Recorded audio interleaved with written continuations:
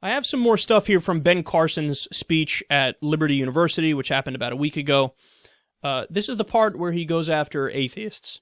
And you know, I get a lot of grief out there. People say, how can you be a scientist and believe that God created the earth?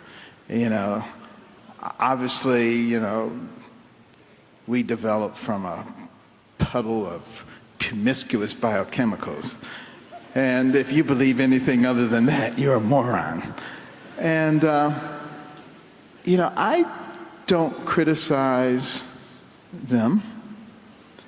I say, can you tell me how something came from nothing? And of course, they can't. They say, well, we don't understand everything. I say, okay, no problem. I say, I'm just going to give you that there's something. Okay. And now you're going to tell me there's a big bang and it comes into perfect order so that we could predict 70 years hence when a comet is coming. That kind of precision.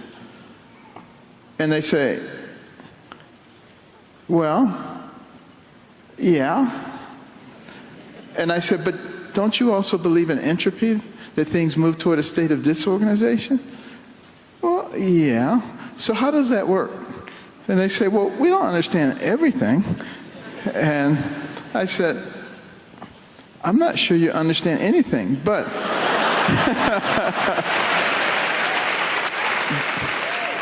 but I say, I'm not going to be critical of you. Not a problem.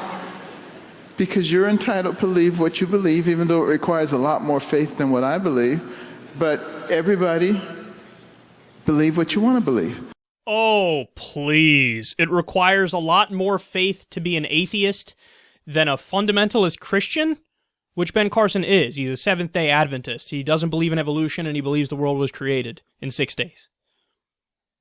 It takes more faith to be an atheist than a fundamentalist Christian. You do know you would have to account for all the bullshit in the Bible, right? In order for your version of events to be true. Because you believe the Bible's true. So, okay, explain to me how the earth is flat. Explain to me how there was a 7-headed dragon. Explain to me why it's immoral to eat shellfish. Explain to me why it's immoral to wear a mix of 2 different fabrics. No, your belief obviously requires more faith, because it's not just that he's trying to frame it like he's a deist now, because it's easier for his argument. But in reality, he's a fundamentalist Christian. See, he says at the beginning, how can you be a scientist and believe in God, mocking the people who ask him that? But that's not really what scientists do. There are plenty of scientists who are deists. Most are agnostic or atheist, but there are plenty that are deists. And to be a deist is a respectable position, certainly more respectable than actually believing any particular religion is true, which is theism. And that's my response to that has been, nobody's, on a campaign against deist scientists.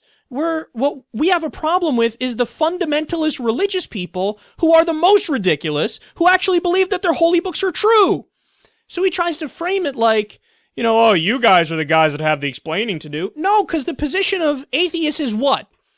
The overwhelming majority of atheists are agnostic atheists, which means we say we don't believe in a God. We don't actively believe in one, but do we know if there's a God? Of course not. See, we're humble and we're honest, unlike you.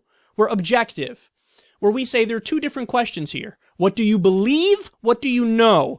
I don't believe in a God. I don't worship Yahweh or the Tooth Fairy, but I don't pretend to know all the deep mysteries of humanity because I'm not a child. You apparently are.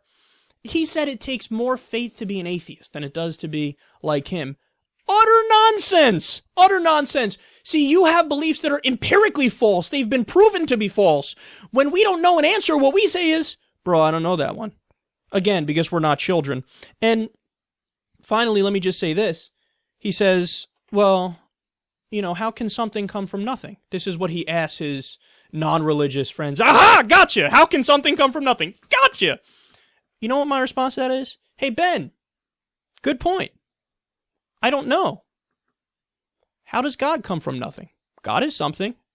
So I flip the question back to you. How does something come from nothing, Ben? Again, I'm consistent on this, which is why I'm an agnostic atheist. I don't believe in a God, but I don't know. So when you ask me a question I know the answer to, I'm going to say I don't know. Whereas Ben, he's like, he has the answers, but he's pretending like you're the arrogant one when you're admitting you don't know. Where does God come from? your belief system fails by your own logic. Because you say, well, you can't have something come from nothing. Okay, well then you can't have God come from nothing. And this is where they say, well, God exists throughout time. But wait a second, you were just the one that was saying that something can't come from nothing, and that, if something's perfectly ordered and complex, there must be a creator. Well, God is more complex and more ordered than us, because whoever created us would have to be more intricate and complex and, a grander force. So your belief system fails according to your own logic, which is the most pathetic thing.